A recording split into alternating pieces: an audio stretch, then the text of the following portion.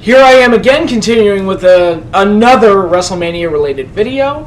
And even though I've spent most of this WrestleMania season highlighting my favorite WrestleMania matches through the Top 30 series, the finale of which is coming very soon, I did want to take the time to do a couple of videos to highlight those WrestleMania matches that I feel don't get enough credit, or just to give a pat on the back to those solid matches that either get hated on unjustly, at least from my opinion, or just tend to go unnoticed and don't always get the attention, because it's very easy for certain matches to slip between the cracks, because when you look at something like WrestleMania, you look for the great stuff and the stuff that'll go down in the annals of history as among the greatest material that WrestleMania has ever produced, but you also have those solid matches that were a good way to fill time, provided action, provided solid payoffs, either opened up the show well, or provided a good stretch in the middle, or provided something solid to keep the show going, and ultimately the show is better for having that particular match on the card. So,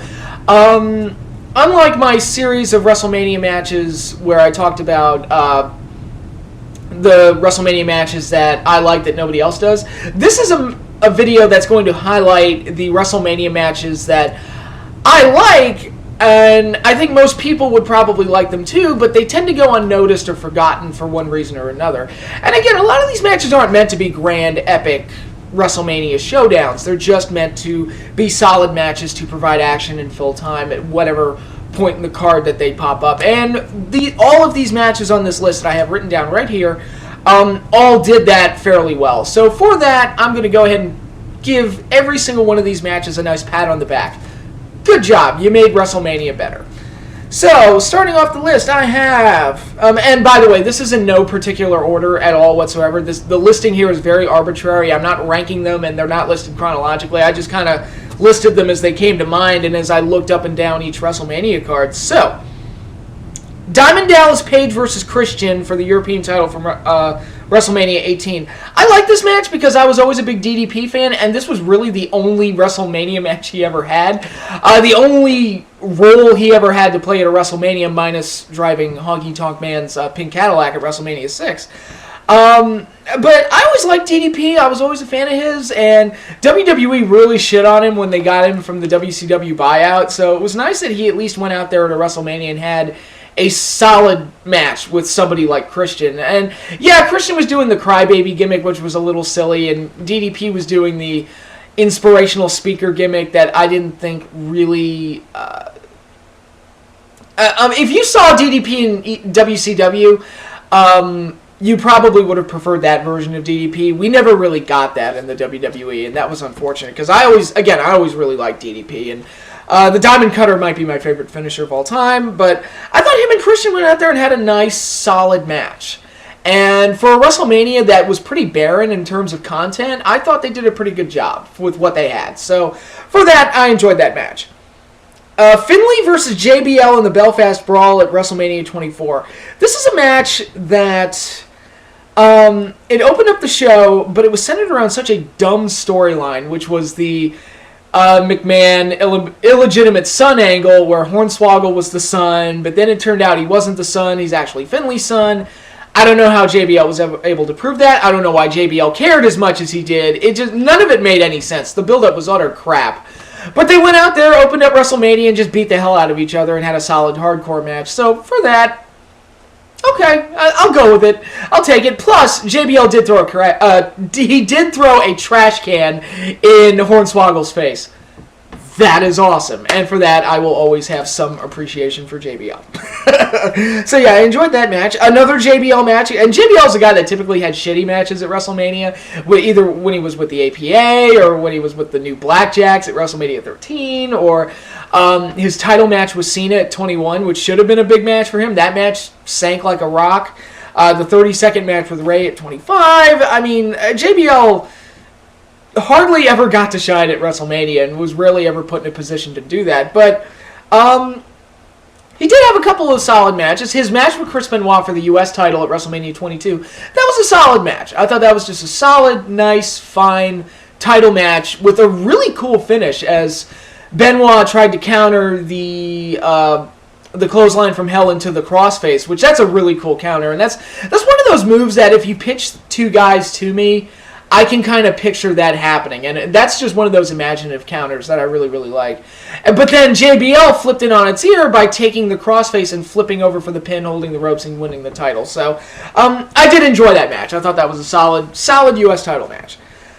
Now we're going back to the olden days here. Ricky Steamboat versus Greg Valentine in the opening round of the WWF Championship Tournament. Both guys are Hall of Famers. Both are kind of old school workers. And for WrestleMania, that was kind of a clusterfuck. And there was a lot of confusing booking, especially with the tournament. I thought these two went out there and had a pretty solid match. It was probably the only really solid wrestling match in the entire tournament up until the finals. It was just two guys that went out there and just did their work, and I thought they did a really good job in there.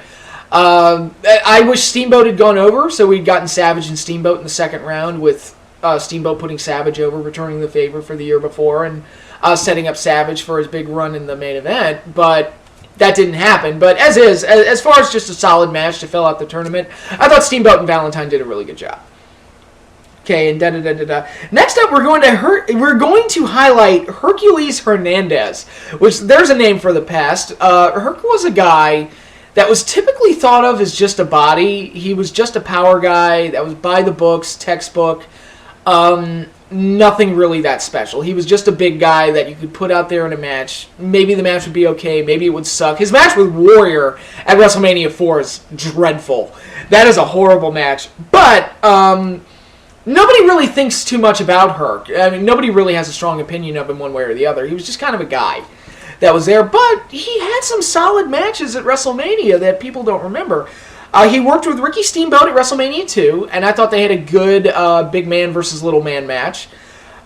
He had a good match with Billy Jack Haynes at WrestleMania 3 that was centered around both men using the full Nelson as a finisher, and the match was centered around who has the better full Nelson.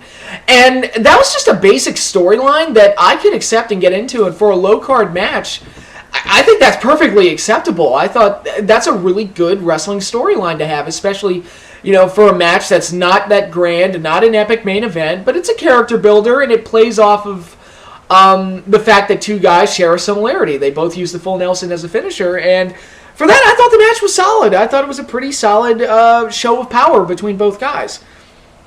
And then finally, we got Hercules playing babyface at WrestleMania 5. He opened up the show against King Haku, who was managed by Bobby Heenan, who was Hercules' old manager, and they did the whole thing where Heenan had sold Hercules' contract to the $1 Million Man and was being treated like a slave, and Herc was mad. So he's a babyface by this point. They opened up WrestleMania, and again, I thought they had a good power match that utilized some moves that you didn't usually see back then. Like Hercules was coming off the top rope with a double axe handle, and Haku hit him with a super kick on the way down.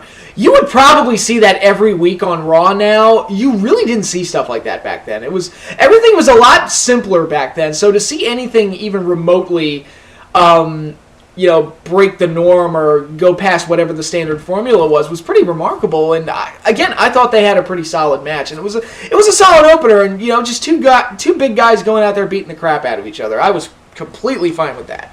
So that was another enjoyable one. So, Hercules, I guess we could call him one of the shining stars of WrestleMania's low card. Never had a big role to play, but always seemed to bring it when he had to, if that makes any sense. He's like, look, we just need you to fill some time on the low card. Can you do that? Yes, I can. And he usually came through in those circumstances. Another group of matches, WrestleMania 14. Now, WrestleMania 17 seems to be the WrestleMania where every single match on that card gets praised. Jericho and Regal, the TLC match, Angle and Benoit, Vince and Shane, Triple H and Undertaker, Austin Rock, all of that. And that's fine. I mean, even the gimmick battle royal. That's all fine that a lot of WrestleMania 17 gets praised. That's fine. Like I said, I think WrestleMania 17 is one of the best WrestleManias. I wouldn't say it's my number one favorite, but it is one of the best, for sure. But I actually feel that way about WrestleMania 14 as well. That's another one where I felt like almost every match on the card had a good storyline going into it, and each one delivered in a solid payoff. And every match was different. That was another thing I liked. You had Sable and Mark Marrow versus Goldust and Luna in a mixed tag match, and Sable, say what you will about her, she was so over back then that the crowd just ate this whole thing up. When she got her hands on Luna, they went apeshit. When she got tagged in, or when Mara wasn't tagging her in, they booed. I mean, they just followed this match every step of the way, and because they were so invested in Sable, that made a lot. That made this match work and really made it strong and a lot more fun to watch. And it wasn't a typical tag match because Mara was the heel, but Goldust and Luna were heels too, so Sable was the only babyface in the match, and the crowd was fully behind her. And it really created a kind of a different dynamic that you don't usually get in tag matches. So I thought that match was massively entertaining, and major props to Luna for making Sable look about 1,000,000 times better than she actually is. So that all came off really, really well. Another tag match, again, I've always been very hard on the New Age Outlaws, you know that. The New Age Outlaws versus Cactus Jack and Chainsaw Charlie in the dumpster match was a lot of fun. It was a good, crazy, hardcore match with a great finish that ended in the backstage where you've got Terry Funk driving a forklift around as he trapped the Outlaws in the dumpster. And this was for the tag team titles as well. So it had a great feud going in. Again, the Outlaws' whole shtick back then was that they were the young upstarts that were taking out all the old guys. They beat LOD, and now they were going up against Chainsaw Charlie, Terry Funk, and Mick Foley, Cactus Jack. So it really fit into that storyline. They did the bit on Raw where they threw Funk and Foley into the dumpster and pushed them off the stage and all kinds of crazy stuff. So I thought this match really captured the build-up really well. And it was just a fun, solid, hardcore match all around. And just really good stuff. And up until Edge and Foley at WrestleMania 22, I would probably say this was the best hardcore match in WrestleMania's entire history. So they did some good work here. And I don't usually praise New Age Outlaw matches, but this one was pretty good. This is probably the best match they ever had. Either this one, or they also had a match with the Dudley Boys, Team 3D, at, it was a TNA pay-per-view. It was Slammiversary 06. I thought that match was really good too. So, yeah, every once in a while they do have a good one that surprises me. And another match from WrestleMania 14 I wanted to highlight was Triple H versus Owen Hart for the European title. Another European title match. This is the match where Sergeant Slaughter was handcuffed to Chyna the whole time to keep her from interfering.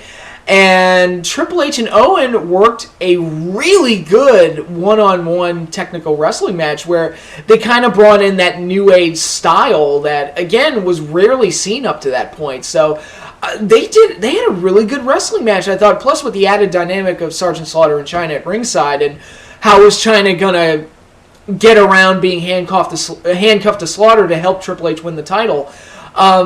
I thought it made for a very entertaining, very action-packed match, and I really enjoyed it. And it's one of those really good mid-card title matches that nobody remembers. And again, how hard am I on Triple H matches at WrestleMania? I usually shit on his matches at WrestleMania, but I thought this one was pretty good. And, he was playing the secondary role to Shawn Michaels at this point, and was really flourishing in that role. He did a lot with that, and the fact that he was attached to Shawn and had a role to play in the main event, it added to this match because, in a way, Triple H was already a main event player because he had a role to play in the Austin Michaels, Mike Tyson main event.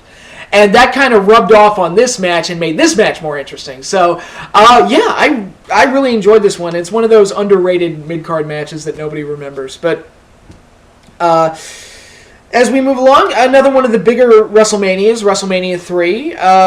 Roddy Piper versus Adrian Adonis in the hair versus hair match. Now, everybody remembers WrestleMania 3 for the venue, the crowd, Hogan Andre, and Savage Steamboat. And that all makes sense, absolutely. But I thought this match was a big match, too. It was billed as Roddy Piper's retirement. They did that awesome video package to Frank Sinatra's My Way.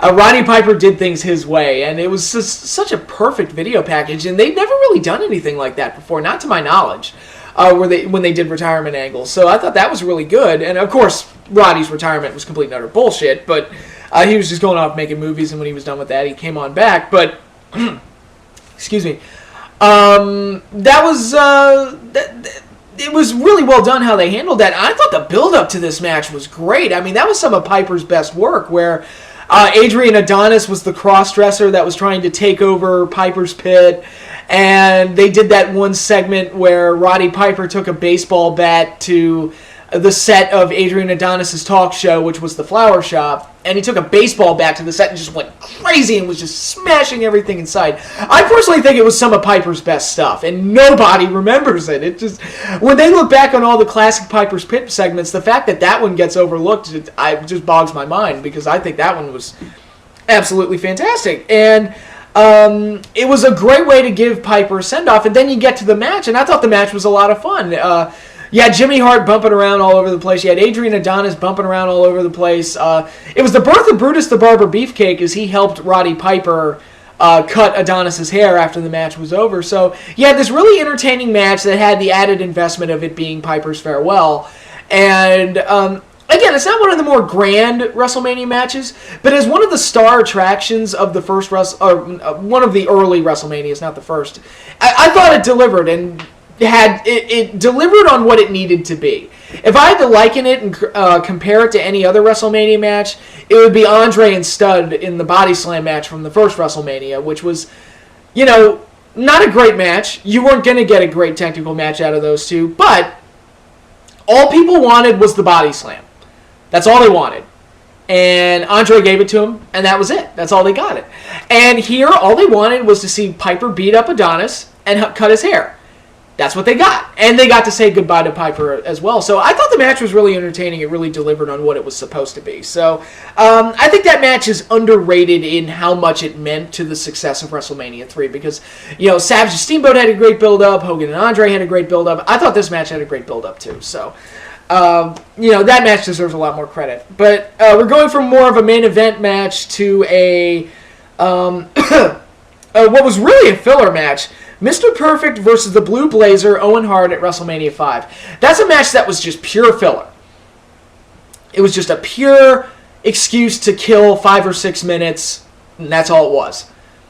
For that, it was probably the best filler match of all time, because Owen and Perfect went out there and had a really good, athletic wrestling contest, all crammed into about 5 minutes. And it makes you wonder, it's like, man, if they'd given them about 15 or 20 minutes, they probably could have done something really good with it. But for the time that they got, and what really just amounted to a squash match victory, well, not really a squash match, because Blue Blazer got his offense in, but it was really just supposed to be an enhancement match for Curt Hennig, Mr. Perfect. And for that, it was a solid match. It was actually a pretty solid, it was a solid filler match, and it's better than most matches you see on Raw nowadays. So I thought they went out there and did the best they could with what little they had, and it was pretty solid. And of course, it's sad looking back on that match, given how both men's lives ultimately turned out. But it is fun to look back on matches like that, because it's like, man, those two were so good that Owen could go out there in a ridiculous blue superhero costume, and they could go out there and work a match with no build-up, with only about 5 minutes, and deliver a pretty solid wrestling contest. So, again, that's remarkable of how good... It's truly indicative of how good both of them really were. And we're going from a filler match to... basically what I talked about, a match that probably could have been treated like a filler match, but they did give them the 15 minutes to really put on a really good show. Chris Jericho versus Christian from WrestleMania 20. Christian makes the list again. This match had the build-up with Trish Stratus thrown in and the pseudo-love triangle that was going on, and the whole thing where Christian and Jericho were friends, and they had the bet with each other who could bag leader or Trish first, and that whole thing. And even though some of the angle played into that whole... A lot of the things that I hate about modern-day wrestling, like the magic camera that's there to catch everything, like Jericho and Christian making the bet while Trish just happens to be standing right outside the door as the camera catches it all. I hate that shit. I hate it. But the angle itself was not that bad. And I thought they actually did, despite the flaws that I can't stand, I thought they did get some good stuff out of it. And it led to what was a really good match at WrestleMania 20. It's probably one of the better matches on the show. I would say probably behind Evolution, Rock and Sock, and obviously the main event. And maybe on par with Angle and Eddie as being one of the better matches on the show. It's just a really solid wrestling contest, and you had the added drama at the end with Trish turning on Jericho and making out with Christian on the stage, so you got that bit of a payoff there too. And I'm just going to throw this out there, I actually like Trish Stratus way more as a heel than I did as a babyface. She was just, I thought she was really great as a heel. That's just me. And not even just paired with Christian, just in general. I thought she did a really fantastic job as a heel. Just had like this natural bitchy vibe to her that made her work. And plus by 2004, she was completely polished by this point. So she was able to carry the role very, very well. So yeah, I got nothing but good things to say about that match. Another match that is a really good like grudge match for WrestleMania. Had a great build-up, had everything that you would want in a WrestleMania build-up, and nobody remembers it. Jake Roberts versus Ted DiBiase from WrestleMania 6.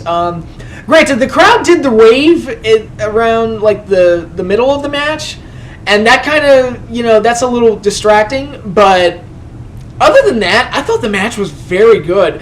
The angle that they had going into this with Jake stealing the $1 million title belt and wanting Ted DiBiase to defend the belt, and Jake's the promos that these two cut on each other leading up to this match were unfucking believable. Go back and listen to some of them. It's some of the best promos you'll ever hear in wrestling. And Jake's promo in particular, right before the match starts, the pre-match promo, is one of the best he's ever cut. And Jake is a guy that was always good on the stick. This match was unbelievable. Or this promo was unbelievable. It was just so good, where he talks about DiBiase making people beg for his money. It's now I'm making you beg for your own money as you wallow away in the muck of avarice or something. It's like, oh my god, that is so good. Just really, really good stuff. And I thought the two went out there and had a really good match. I think it's one of the better matches from WrestleMania 6. It's second only to the main event, and it was one of the most satisfying matches all around. DiBiase kept the belt, but Jake got his revenge afterwards and handed out some money to the people at ringside and things like that. So overall, I thought that was a really good, solid, entertaining match with two great characters and a great feud, great storyline. All the things that should be present in a WrestleMania grudge match, I thought was pretty much here. And I thought two guys just went out there and did their work, and they did a really good job. So again, major praise to both of those for what was probably the best WrestleMania match for certainly for Jake. DiBiase still has the match with Savage at WrestleMania 4, that main event, but it's one of his better WrestleMania matches too. And two guys that didn't always have a big role to play at WrestleMania, but they went out there and worked very well with each other and did a really good job. And another European title match that I want to highlight, Shane McMahon versus XPac from WrestleMania 15. And WrestleMania 15 is a dog shit show. Dog shit WrestleMania, one of the worst. It's basically a long Raw. The only good things I can say about it are that Austin Rock in the main event was great and was the perfect payoff. And this match, X-Pac and Shane McMahon for the European title, was great. I thought it was really, really good. And what it comes down to is just a great clash of character. You had X-Pac, who was the degenerate, the rule-breaking street rat, basically, going up against Shane McMahon, who was the spoiled little brat, living off daddy's trust fund and had a silver spoon, in his mouth when he was born. That type of guy. And when Shane McMahon stole the European title and they started doing all these vignettes with the Mean Street Posse, talking about how Shane grew up on the rough streets of Greenwich, Connecticut, and how him and the Mean Street Posse used to get into bar fights and shit like that. And the Mean Street Posse were like these, these preppy guys that were wearing these sweater vests and shit like that. I'll be honest, the Mean Street Posse, they were shitball workers, but that was one of my favorite gimmicks ever. I mean, that was just a classic gimmick, and their theme song kicked ass, by the way. Love that gimmick. I thought they were basically like the 3MB of the Attitude Era. They were hilarious, and they served as whipping boys for better and bigger stars. So I have no problem with the Mean Street Posse being on my TV, or at least I didn't back in 1999. They tried to resurrect it now; it probably wouldn't work, but. I thought the build-up really added to this match and the character clash because X-Pac and Shane were so different from each other. And to his credit, Shane McMahon, I mean, we didn't really know what to expect from him. I mean, we all kind of went in, it's like, okay, daddy's son gets a belt for whatever reason, but he could hang. Like, Shane, when given the opportunity, at the very least, he worked hard. I'll never accuse the guy of not working hard. I mean, go watch his match with Kurt Angle. That is one of the dumbest matches I've ever seen. And I say dumb, meaning it's like, dude, how stupid do you have to be to want to do that type of stuff to yourself? I mean, it was just, I was like, Shane, come on, man. I'm going to take an overhead belly-to-belly suplex into a plate glass window. Have fun with that.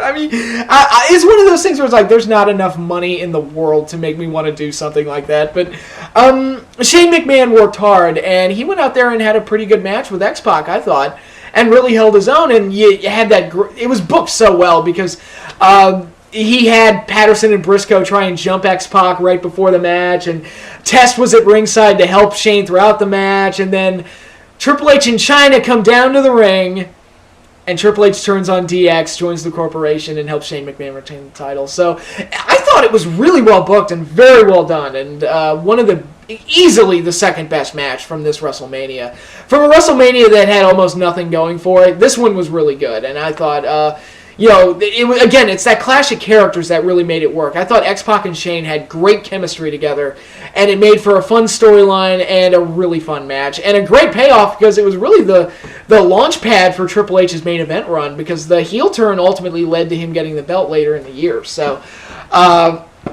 nothing but good things came out of this match, except for maybe the European title ultimately losing any and all direction, because it felt like after this match they didn't really know what to do with the European title, so they kind of ditched it, and then they just resurrected it for no reason. So that was unfortunate. But other than that, I thought they did stupendously well with this match. And finally, the matches I want to cover for the Hidden Gems of WrestleMania.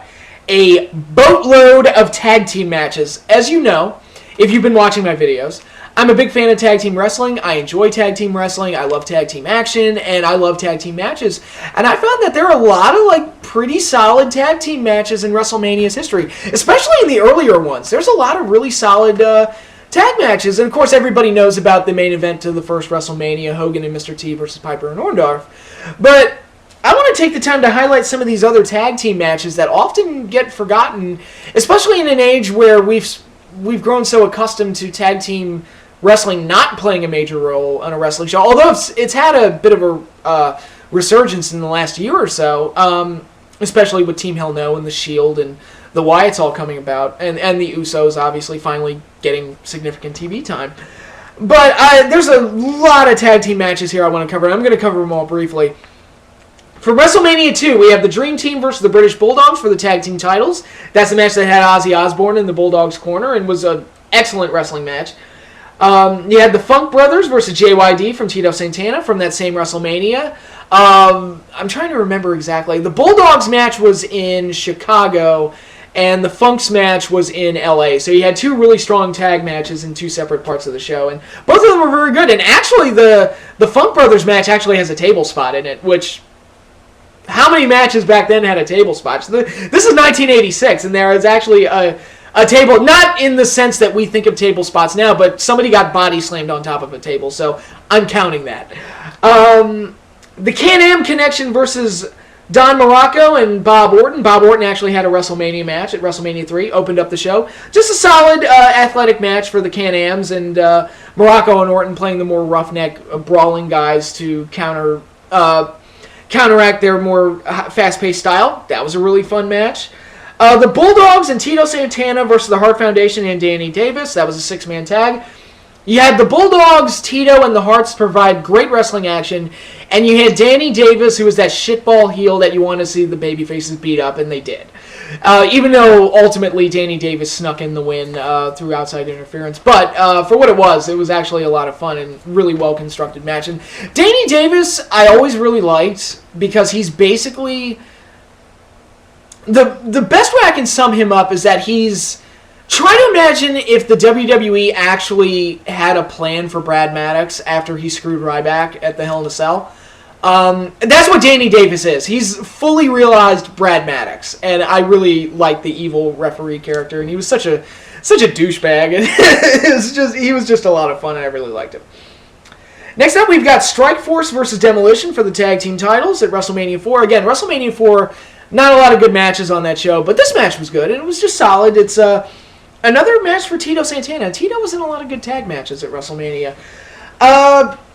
And basically they just went out there, had a good solid match. Demolition won the titles and sort of began their hot streak as the top team in the WWF's tag team division back in the late 80s. And Demolition is obviously one of my favorite teams that the WWF ever created, so this was a big match for them, and it's a good, solid tag match. Nothing else really to say about that. Strikeforce comes up again a year later at WrestleMania 5 against the Brainbusters in another match that was just meant to fill time, but they went out there and had a really good, like, traditional wrestling match. It almost felt like something from the NWA. It was just a really good tag team match with a lot of double teaming and a lot of action and a lot of great stuff. And it even had a great story point because this was the match where Martel turned on Tito and walked out on him and left him alone to be eaten alive by the Brainbusters. So not only did you get this great wrestling action in a tag team setting, but you also got the story point with the Strikeforce splitting and Rick Martel becoming a heel and ultimately becoming the model, which was the best gimmick he ever had. And yeah, nothing but good things to say about that match. That was a really good one. And another match from WrestleMania 5, the Rockers versus the Twin Towers. Shawn Michaels' WrestleMania debut. In a big versus little tag team match that actually had a lot more to it than you would expect from a match in 1989. Again, there was a powerbomb in this match. You saw Shawn, it was either Shawn or Marty, I don't remember which. Bossman powerbombed one of them, which again, you usually didn't see that back then. And there was a spot where Akeem clotheslined Shawn, and it looked like Shawn had his head taken off. And it was just a simple clothesline, but Shawn made it look like he'd killed him. And it's, really early signs that Shawn Michaels was actually something really special. And again, it was just a good big versus little match where Twin Towers got the win, but it was not the last we saw of Shawn Michaels, not yet by a long shot, obviously. Great stuff. Another one with Demolition, the Colossal Connection versus Demolition at WrestleMania 6 for the tag team titles. I love this one because the crowd reacted to it like it was a main event. Demolition was so over that crowd just ate them up and just reacted to this match like it was a main event. And it was a great payoff with Demolition winning the titles back, and then Andre the Giant beating the ever-living shit out of Bobby Heenan and turning face again after the match. It was the last match that Andre had in the WWF, so it was really cool that he got that nice little send-off and got to turn face again at the end and got to leave WrestleMania while being treated with a standing ovation. And I thought that was really cool and a nice classic way to kind of end Andre the Giant's run as a wrestler. Even though it wasn't billed as a retirement match, it was unofficially his closing with the WWF. So at least as a wrestler, and that was really cool to see. And I thought the moment where Heenan slapped Andre, and then Andre beat the crap out of both him and Haku, I thought all that was very, very good, and really cool and very satisfying. But the Rockers are back again at WrestleMania 7. We got two matches from WrestleMania 7, actually. The Rockers versus Haku and the Barbarian at WrestleMania 7. This was the opening match, and I will say that this is probably my second favorite opening match in WrestleMania history. It is a very, very good power on one side versus speed and agility on the other side with a lot of great double teaming, a lot of great action, great tag team work, and just an outstanding match all around, I thought. I think it's one of WrestleMania's finest opening matches and one of the better tag team matches that I'm mentioning right now. I just really appreciate that match and really love that one. And Shawn Michaels' first WrestleMania victory. That's pretty cool, right? So it's notable for that, I guess. But for what it is, I thought it was just a very good tag team match. But we got another tag team match in the Hart Foundation versus the Nasty Boys for the tag team titles. Again, very good stuff. Very, very good tag team match. It was the end of the Hart Foundation's real run with the belts. The Nasties won the title, and the Harts would split up not long after that. So as a farewell to them, I thought it was a very strong match and a very, very good... Again, just a very good tag title match, and you normally don't associate the Nasty Boys with good matches, but this one was really good. So, credit to them for that. Then at WrestleMania 9, we've got two more. The Steiner Brothers versus the Head Shrinkers, which, when people tell me that WrestleMania 9 has no good matches, I kind of go, what about that Steiner's Head Shrinker match? Did nobody see that one? That one was pretty sweet. That was, they went out there and beat the shit out of each other. That was an awesome match. I love that one. Love that one to death. That might be my favorite tag match in WrestleMania history. I don't know. That one was awesome. I really did enjoy that one. So when people say there are no good matches at WrestleMania 9, I go, the Steiners and Head Shrinkers were pretty cool. Also, it has one of the best counters you'll ever see. I'm not even going to mention it. You'll know it when you see it. One of the best counters I've ever seen in any match ever. Just check it out. Another tag match from WrestleMania 9, the Mega Maniacs, Hulk Hogan and Brutus Beefcake versus Money Inc., Ted DiBiase and IRS. And I know Hogan and Beefcake was just a shitty version of the Mega Powers.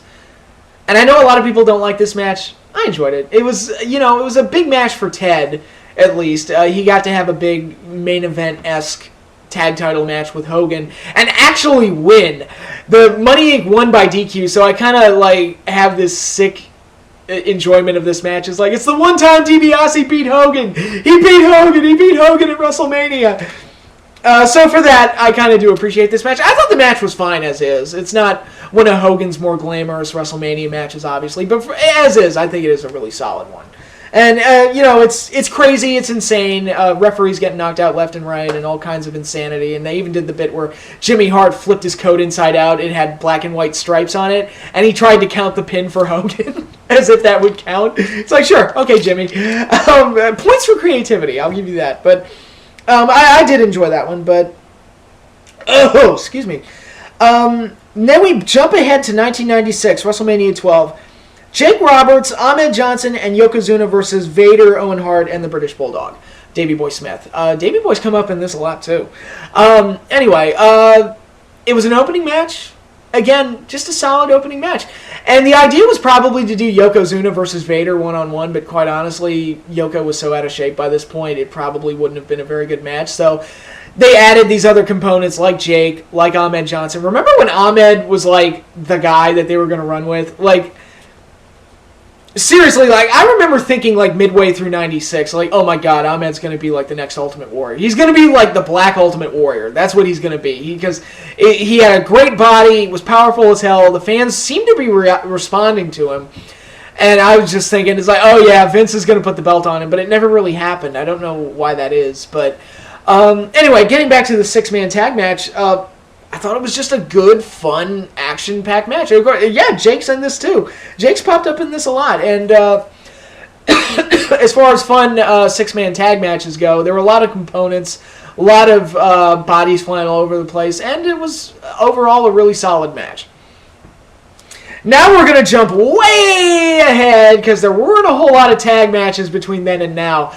But we're going to jump way ahead to WrestleMania 29, the show that I was at last year, and there were two matches I want to cover.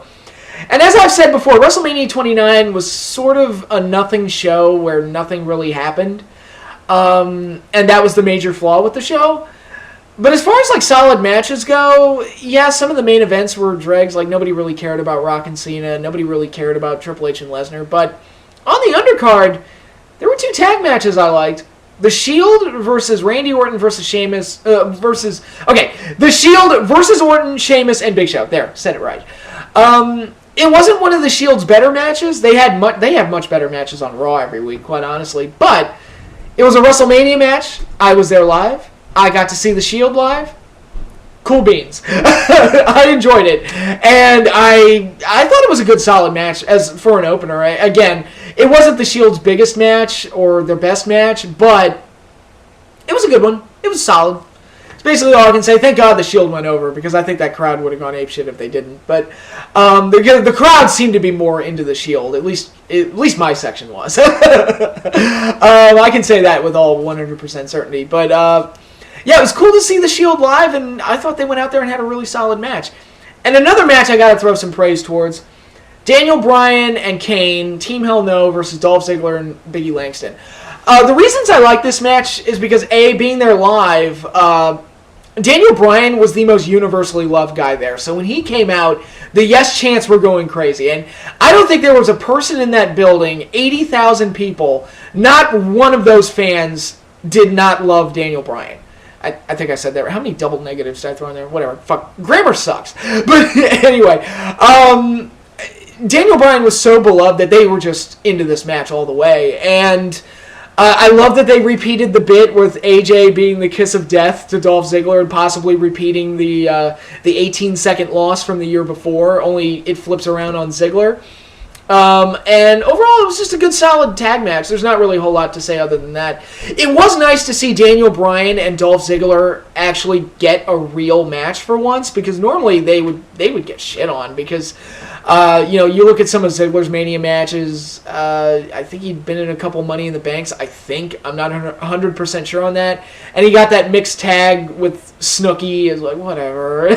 Whatever. And then Daniel Bryan, I don't even need to cover the way he got butt fucked at WrestleMania prior to this one. But, so it was nice to see Daniel Bryan and Dolph Ziggler actually get a real WrestleMania match. It didn't mean much. It wasn't a huge match, but at least it was a match. I'll take it. It was a step in the right direction for both guys, and ultimately Ziggler went nowhere, but it's so hard to believe he cashed in the Money in the Bank the next night, and now he's nothing. It's unbelievable how much things change so quickly, but that's all the matches I have, all the hidden gems. So, if you're curious and you're looking for other matches that, don't always get mentioned by the WWE, not necessarily, if you want to look outside of the WrestleMania Greatest Hits album, take a look at some of these other matches. Some of them might surprise you, and some of them are really entertaining, and I really do appreciate and like them. And not every match can be the greatest match of all time or be the best match on the show, but when you need to fill a 4-hour show and you need to kill time and you need your filler, and if you need to set up guys to ultimately be built to a main event match at next year's WrestleMania, those low card, those mid card, those situations, those opening matches, those are good ways to do it. And those are, every match I highlighted, I feel added to each WrestleMania that it was a part of, even if it wasn't the most important part of the show. So that is all I have for this video. I went way longer than I initially intended, but I'm done for now. And my next WrestleMania video should be part 5 of my WrestleMania Top 30. So hope you all enjoy that, and until then, I will see you all later.